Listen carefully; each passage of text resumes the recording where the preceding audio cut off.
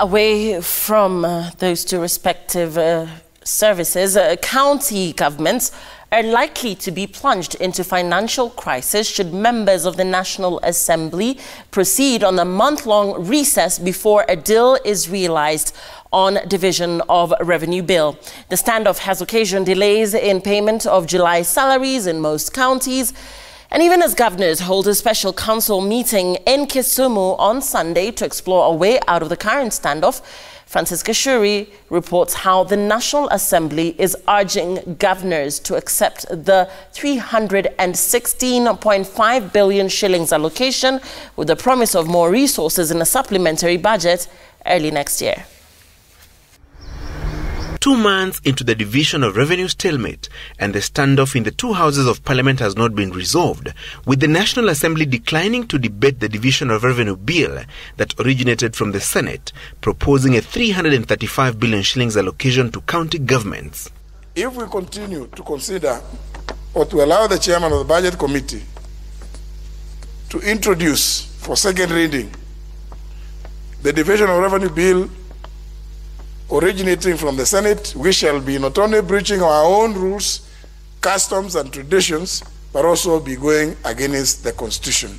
What the Senate is inviting Parliament to the Speaker, is a fatal head-on collusion, Mr. Speaker, of two bills. Counties are already feeling the heat, with sources disclosing that workers in some devolved units will have to contend with delays in accessing their July salaries, others making do with the remainder of the allocations they received from the May-June supplementary budget.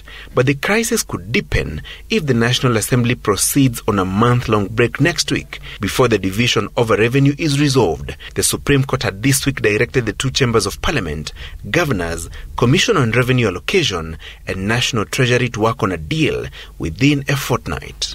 It would be most advisable if you could resolve this matter amicably so that we don't have to make orders from the court. That would be my advice. Governors meet in Kisumu on Sunday for a special council sitting to deliberate on the revenue sharing dispute. Kama bunge ama seneti munasema waongezwe pesa, sawa sawa, kateni mishahara yenu, fanya yale mengine, mupatie county pesa. Mimi sina. The National Assembly urging governors to accept the proposed 316.5 billion shillings allocation with a promise of more in a supplementary budget early next year. Where do we get 19.2 billion? This is the question we want to put to the senators.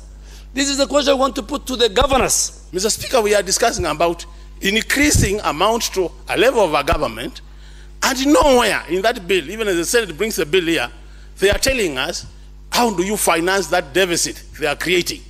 The people who are out there cheering governors and cheering senators as they demonstrate in the streets, as they call us names, calling us enemies of devolution, the same people will call us enemies of the people when you pass proposals to raise revenue through further taxation from the Kenyan people, Honorable Speaker.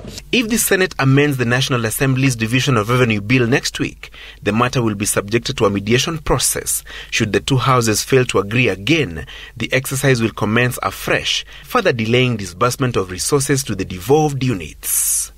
Francis Gashuri, Citizen Weekend.